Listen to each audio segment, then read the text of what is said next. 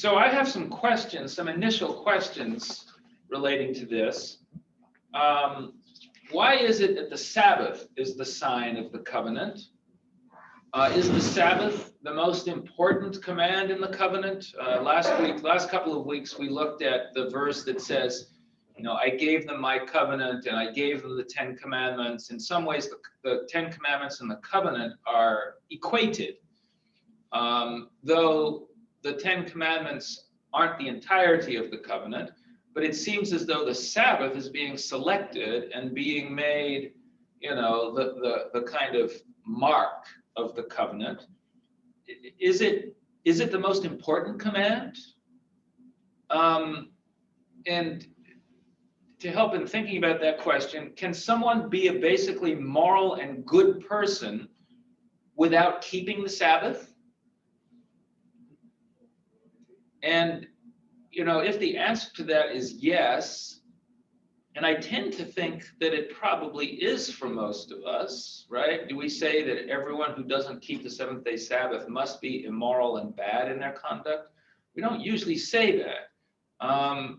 So if somebody can be a good and moral person, what is it that Sabbath adds to an otherwise very good system of morality, right? Why is it that we're focused so heavily on the Sabbath? Why is the Sabbath the sign? Is it the most important commandment? And if we can be good and moral people without it, what does it add? What does it add to this system of principles of good and morality? So sometimes we start with like a 10-minute discourse, but I decided not to do that now. I'm just going to, we've looked at that text, the theme of the lesson. And so these initial 3 or 4 questions, I want to know if there's any responses to any of them or all of them. Is the Sabbath the most important commandment? If not, why is it the sign? What is it adding to the system of morality? Let's get some ideas out. And you don't have to be, maybe there's no one correct answer I'm looking for. I want to see what people are thinking about this. And you're all Sabbath keepers, I'm assuming, since you're here Sabbath morning. So you probably have something to say about this. And I'll just, as you're thinking about your answer, I'll also talk about my mask or lack of it for a moment. So in the state of Michigan, the guidelines are that if you're fully vaccinated, offices can decide to let you not wear your masks indoors. So I am fully vaccinated more than 2 weeks ago. I'm not saying anyone here needs to take theirs off, but to be heard, I think it's better for me to keep mine off. And if you're vaccinated more than 2 weeks ago, then if you would like to speak, you were more than welcome to lower your mask at that time. So I'll leave it up to you. Anyway, any responses to that, to those questions? Anyone online or in the room? Maybe I need to break it down, all these questions. Is the Sabbath the most important moral command?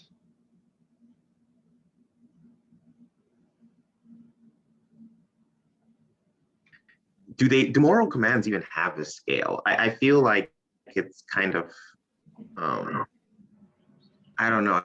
I feel like it's all or nothing. I think that's the traditional sort of, Adventist view, right? It's he who falters on one has faltered on all, because I guess the whole 10 commandments are God's entire character and speaks to the, to the nature of his love for God and love for man. And so, but at the same time, that thought is in conflict with your earlier presupposition that, there are people who are morally okay and morally upright who don't particularly keep the Sabbath. And so I think those 2 chains of thought are in tension for me. Well, I can tell you that I'm going to be much more upset with my neighbor if he steals my car or steals my wife than if he fails to go to church on Sabbath. Right? I think yeah. Sorry, online, Kira? Did you say something, Kira? Well, I was just going to kind of piggyback on what Tendai said about how I kind of see it as like part of the most important, because when you ask like what's the most important part, I always go to, like, Jesus saying, love the Lord your God with all your heart, mind, soul, and strength. And then the second, love your neighbor as yourself. So when it comes to the Sabbath, it's like that's a part of that, like what he mentioned as the first and greatest commandment of loving God. And to that second question that you asked about, can a good, good and moral person, or can you be moral and otherwise not keep the Sabbath? I think so, but I guess what the Sabbath adds is like this link in a way to kind of reminding you of like where that morality comes from, I guess, and to remind us too of like who even gives us the strength and the ability to be the moral or good person that we may think we are.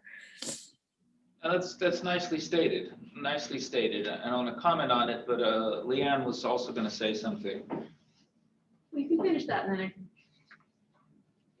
then Well, yeah, I think that what you're saying perhaps is that the system of that in the short term, there may be other commands that the violation of is more immediately destructive. But the Sabbath commandment is the commandment that guards the entire system of morality, right? So I might be less happy with my neighbor if he steals my car or my wife or shoots me than if he doesn't keep the Sabbath. But if everyone violates and doesn't keep the Sabbath over a period of time, then we may lose the whole system that prevents the theft, the murder, and the adultery. Leanne? I was going to change the theme a little bit. So I think one of the most important ways that you show someone that you love them is by spending time with them. And God wants to spend time with us. And he set aside this time in a special way. Not that he won't spend time with us all week, but in a special way. And he's asked us to do the same. And so if you understand that and then you walk away from it, it's a sign of how much you actually love God and how much you're willing to put out for him. Where if you don't understand it, then it's, it doesn't mean anything. But in a relationship, if you consistently don't accept invitation to do something with the one you love, pretty soon they don't think that you love them anymore, and pretty soon you don't have a relationship. Can I just jump in and say that's exactly what I was going to say, right? About any relationship. Like, I can be in relationship with someone who's not going to kill me and not going to lie to me and yada yada, but like, do you really call it a relationship unless you consistently make time for each other? Yeah, they could be comatose in the other room and they would be keeping 8 of the 10 commandments, right? Not violating your relationship in a variety of ways, but it's not really a relationship, right? And so the Sabbath command, maybe it's the Sabbath command that makes the difference between being self-centered and other-centered.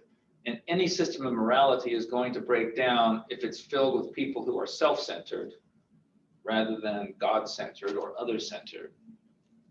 Okay, these are some good and helpful initial responses. This idea of the Sabbath being a special symbol of being able to keep all the other commandments is actually quite a theme in the Bible, isn't it? In fact, as Adventists, don't you? The Bible says that the Sabbath is the sign that I am the Lord your God who sanctifies you, right? Now, are you sure that the Bible says that? Sabbath is the sign that I'm the God that sanctifies you. If you plug in your phone Sabbath and sign, or Sabbath and sanctify, you will discover that you cannot find it because the Bible doesn't say that. And herein is a little twist. There's another verse later on where I think the two are equated. But if you want to find the text that say, because it mystified me a bit, I was like, where did this text go? You actually have to put in Sabbaths.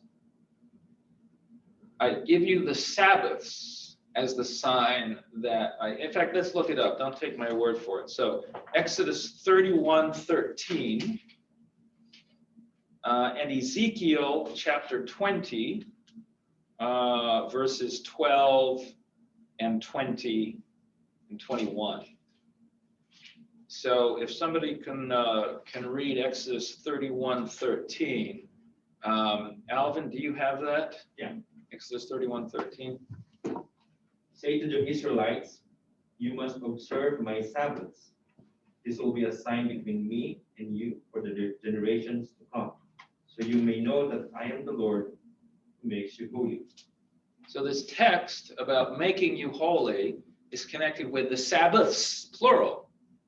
And we see the same thing in Ezekiel. Has anyone looked up Ezekiel 20, verses 12 and 20 and 21? Anyone online have Ezekiel 20, 12 and 20? Not 12 through 20, but 12 and 20 and 21. Anyone online read that for us? Moreover, I gave them my Sabbaths to be a sign between them and me, that they might know that I am the Lord who sanctifies them. Verse Good. 20, Verse 20 20. Hallow my Sabbaths, and they will be a sign between me and you, that you may know that I am the Lord your God. So this is kind of interesting because if you study through the Old Testament, generally the seventh day Sabbath is referred to as the Sabbath.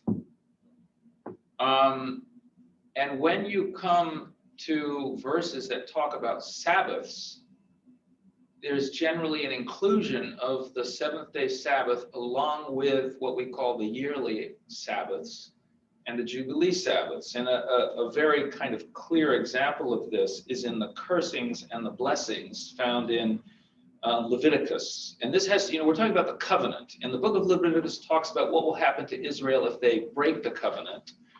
And that is found in Leviticus 26, 33 to 35. And I will read that one for us here. I will scatter you among the nations and draw out a sword after you. Your land shall be desolate and your cities waste.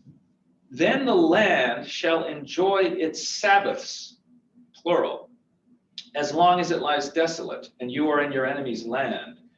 Then the land shall rest and enjoy its Sabbaths. As long as it lies desolate, it shall rest. For the time it did not rest on your Sabbaths when you dwelt on it. Right? So clearly this is talking not just about the seventh day Sabbath, but about the rest of the land. The rest of the land on the seventh day Sabbath is only brief and implied, right? Your animals rest. But it's the yearly, every 7 years, where the land lies fallow, which is where the fuller rest takes place. Leanne? I guess I just want to point out that in Exodus, when you go on to read a little further after that text about the Sabbaths, it talks directly about the seventh day Sabbath. It does. And so in that particular spot, it seems like it's really talking more about that day, but. No, I agree with that. But it seems that there's a heading talking about the Sabbaths generally, and then it says, and you shall keep the seventh day Sabbath. So I don't think it's equating the Sabbaths as only the seventh day Sabbath, but certainly the seventh day Sabbath is part of the Sabbaths. And when you bring these other verses to bear, because elsewhere where the seventh day Sabbath is only specifically referred to, it's never referred to as the Sabbaths that I've found anyway. It's referred to as the Sabbath. So I've been teaching the course on the Sabbaths and the covenant and the great controversy, and it's become clear to me in studying that the seventh day Sabbath, as we understand it, is merely the tip of the iceberg of the biblical teaching of Sabbaths, and that the meanings in the tip of the iceberg are further developed and explored in this larger system of Sabbaths in the Old Testament. So there's the rest of the land, and there's the forgiveness of debts, and there's kind of an economic equality. And it's hard to see these things so clearly in the seventh day Sabbath, but the seeds of them are there, I believe, in the fact that not only do the master and the mistress get to rest on the Sabbath, you can see some gender equality there, but also the children get to rest, right? There's a kind of equality even among the children and adults. Not that all distinctions are done away with, but before God, and you have your manservant and your maidservant, right? And so this is talking about some sort of social class equality before God, and the animals, and the immigrant, the alien, right? And while it doesn't talk so much about the land, resting the animals is also resting the land, right? You work the land with the animals. And all of these points then are brought out in greater detail and at greater length in these other Sabbaths. Now, where is one of the clearest ways you can find an exposition of this in recent theological thought? Well, this is where the Pope comes in from the title that I provocatively lured some of you here with in my advertisement for the Sabbath School. And in fact, many Adventists are somewhat familiar with the idea of the Pope and Sabbath or Sunday and environmentalism, right? It's caused some conservative Adventists to talk about the environmental movement as being the part of the great Sunday law deception. But I'd like to suggest that maybe the Pope actually has better insight into the theology of the Sabbath than most of the conservative Adventists who are criticizing him. Let me read to you some excerpts from Laudatus Si, which is Praise Be to You, but which is his encyclical on the environment. And it's a very lengthy thing of 100 pages or more, but there are some passages on not only the Sabbath, but the system of Sabbaths. And a very specific application is made to both nature and society. So the biblical tradition, and this is the Pope, clearly shows that this renewal entails recovering and respecting the rhythms inscribed in nature by the hand of the Creator. We see this, for example, in the law of the Sabbath. On the seventh day, God rested from all his work. He commanded Israel to set aside each seventh day as a day of rest, a Sabbath. Similarly, every 7 years, a sabbatical year was set aside for Israel, a complete rest for the land, when sowing was forbidden and one reaped only what was necessary to live on and to feed one's household. Finally, after 7 weeks of years, which is to say 49 years, the Jubilee was celebrated as a year of general forgiveness and liberty throughout the land for all its inhabitants. This law came about as an attempt to ensure balance and fairness in their relationships with others and with the land on which they lived and worked. At the same time, it was an acknowledgement that the gift of the earth with its fruits belongs to everyone. Those who tilled and kept the land were obliged to share its fruits, especially with the poor, with the widows, the orphans, and the foreigners in their midst. Now, Sunday, like the Jewish Sabbath, and here's where he tries, sort of makes the shift from the meaning of the Sabbath, and he wants to attach it now to Sunday, is meant to be a day which heals our relationship with God, with ourselves, with others, and with the world. The law of weekly rest forbade work on the seventh day, so that your ox and your donkey may have rest, and the son of your maidservant and the stranger may be refreshed. Rest opens our eyes to the larger picture and gives us a renewed sensitivity to the rights of others.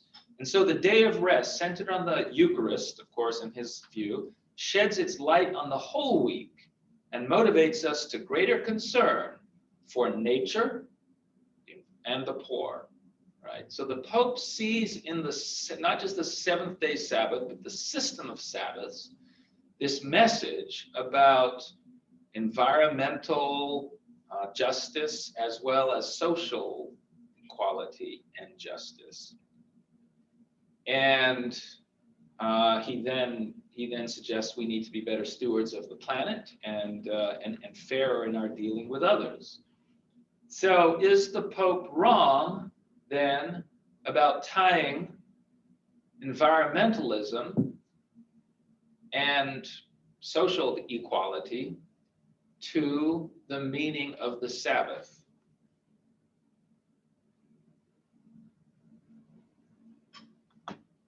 Or is he doing pretty good biblical theology?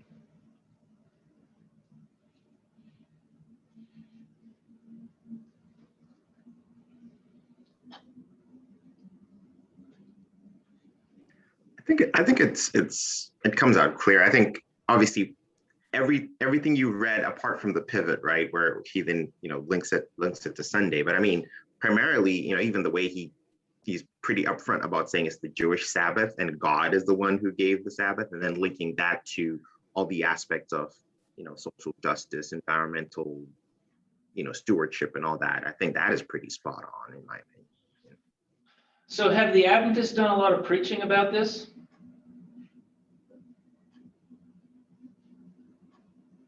And if not, why not?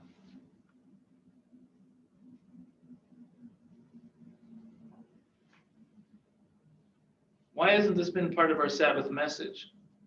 Why isn't the telling us about this? Somebody online and then in the back. Somebody saying something online? Who? Yeah, I was going to say, and sorry to overspeak, but I think part of this is just, I think Adventism has always been focused on the imminent return of Christ. And so therefore, there's less emphasis on, why should we take the earth if Jesus is going to come back and the earth is going to be burnt by fire and it's going to be a new heaven and a new earth. And so I think there's less emphasis on current stewardship of the environment because, it's the same reason why, we don't really think about like long-term investments or anything like that because the second coming is imminent. Therefore, we should just focus on preaching the gospel and getting the world ready. So maybe that's one of the reasons. I think that's a good point, but that same point should actually perhaps discourage us from emphasizing the health message too, right? But we've been very clear on emphasizing the health message.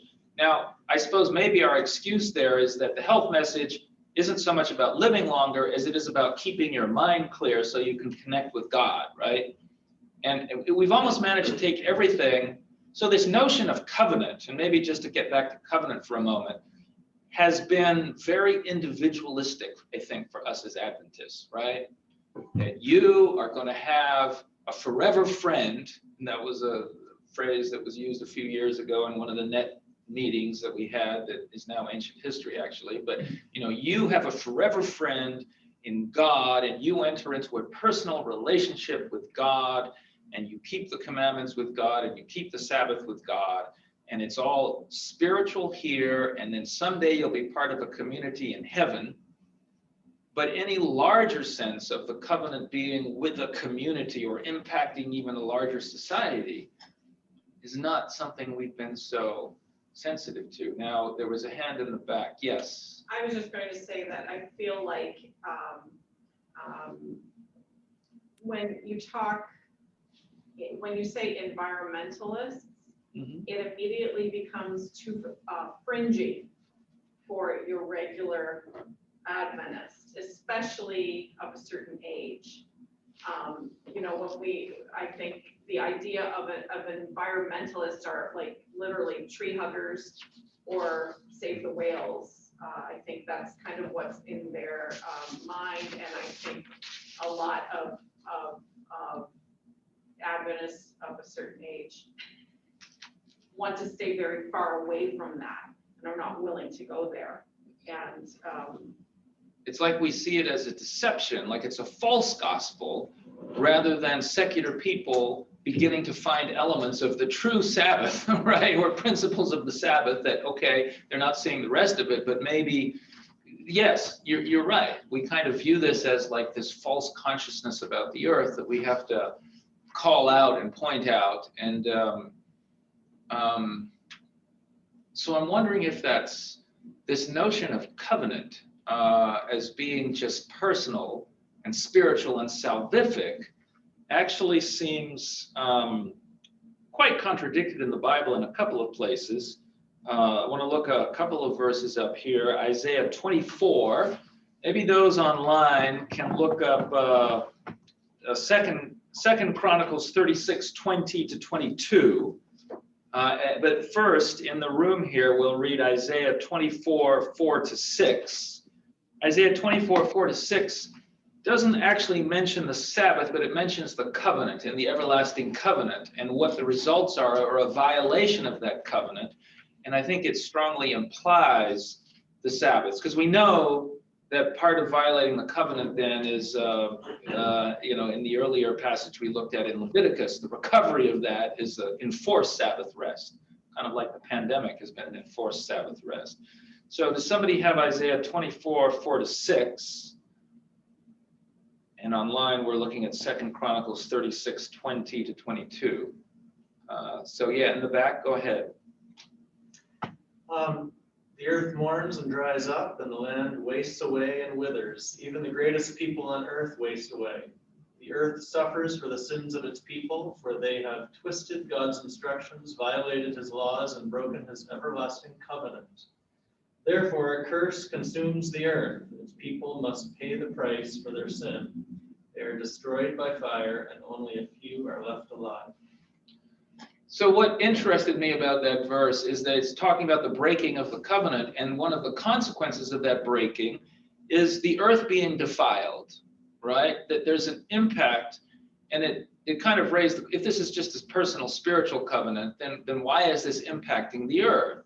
But it makes sense in this larger context of if the Sabbaths are not just a seventh day, rest of labor, but also involve these other principles of environmental ecology and all these things, then breaking the covenant is in fact going to bring destruction on the earth.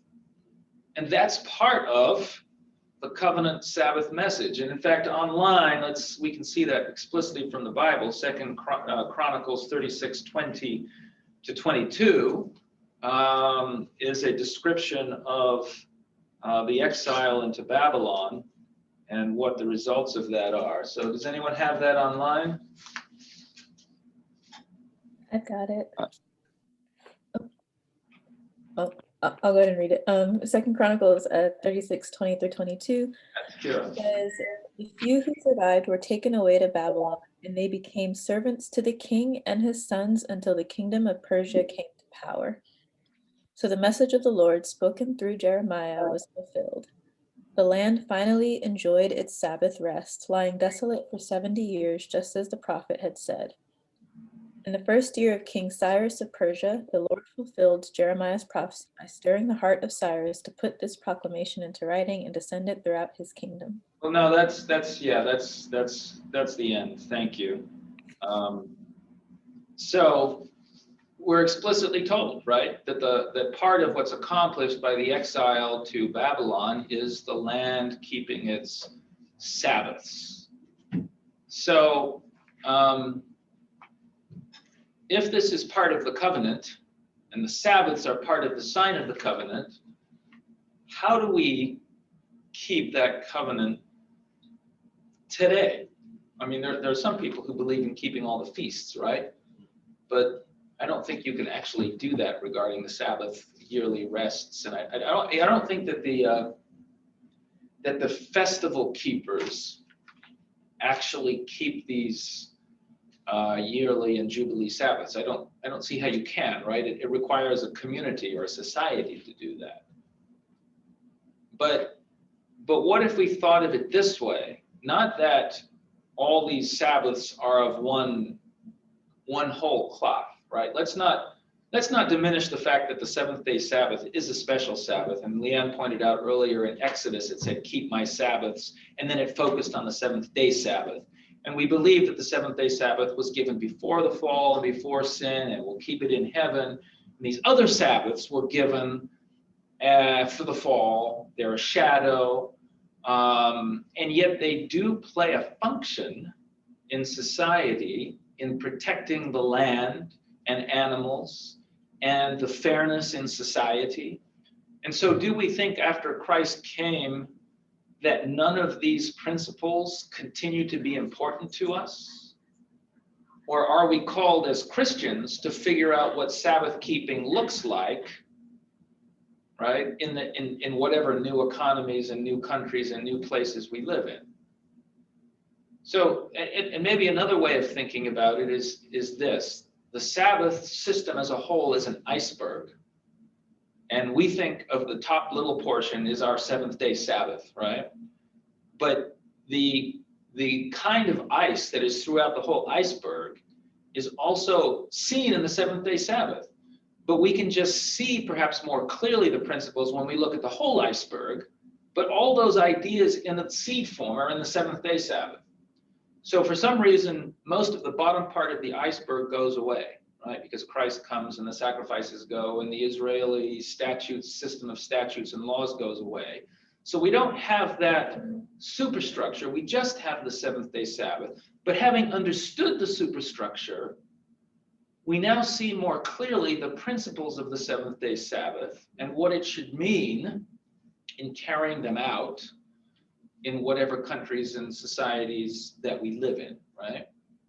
And so we can have a continuation of principles without a continuation of the actual legal requirements of those particular Sabbaths. Does that make sense, Leanne? And should we not have a garden every 7 years, or should we? Well, I think we should have a garden every year. We just get to not have one every 7 years, apparently. But I think So, yeah. funny thought Go ahead. is, if the exile into Babylon was, they'd gone for 490 years, never observed a Sabbath, technically is the millennial like, because I was thinking about it, that's 1,000 years times 7, that's 7,000 years. That's like the world has never observed this family of Sabbaths, and therefore it's like 1,000-year Sabbath rest for the earth, and then ultimately culminated by the New Year's. Once again, I'm wading into conspiracy land, but maybe there's a greater context there that it's a similar theme. It's like it's that ice piece that you're talking about how ultimately the millennium does achieve this idea of getting us back onto like therapy for the earth, where we'll social justice. You'll learn why certain things happened. You'll get the behind the scenes view, and all these things are justified. That would ultimately have been achieved by observance of these family of Sabbaths. No, I think it's a great observation, and I think probably we've been unduly warned away from considering those ideas because of some people's ultimately wrong-headed attempts to use the 6,000 year, 7,000 year, the millennium as an attempt to set dates for Christ's coming, right? I don't think that Christ comes exactly 6,000 years after creation, right? I don't think there's good biblical support for that. And I think it's wrong to use that to try to date the second coming. However, having said that, I do think that there's something meaningful about approximately 6,000 years of Earth's history, whether it's 6 or 6.5 or 7, in 1,000-year millennium, in terms of rest. I mean, we're told that the Sabbath is a small foretaste of eternity, and that it's, I think that we can see a meaning there of the continued importance of the principles of the larger Sabbath rest. Anyway, I've done a lot of talking here, and I do have 3 questions that I've put in the chat and that Anthony is going to renew about the Sabbath, and some of you can see them perhaps, but they're going to be reset. How does the Sabbath function as a sign of sanctification? We did discuss that at the beginning. How have we lost, and how can we restore, as Adventists, the full meaning of the Sabbaths? And how can we constructively respond to the Pope's connection of Sabbath Sunday, keeping with environmentalism, right? It's easy to criticize him, and many conservative Adventists have done this and suggested environmentalism is this false movement to make us keep Sunday. But that's not very constructive response in light of what the actual meaning, at least in my view, of what the Sabbath teaches and is. And where do we go? Where does the Pope go wrong? And I don't have this statement, but I read it for you. And the question I have, is his focus on horizontal issues, or does he talk about vertical issues as well?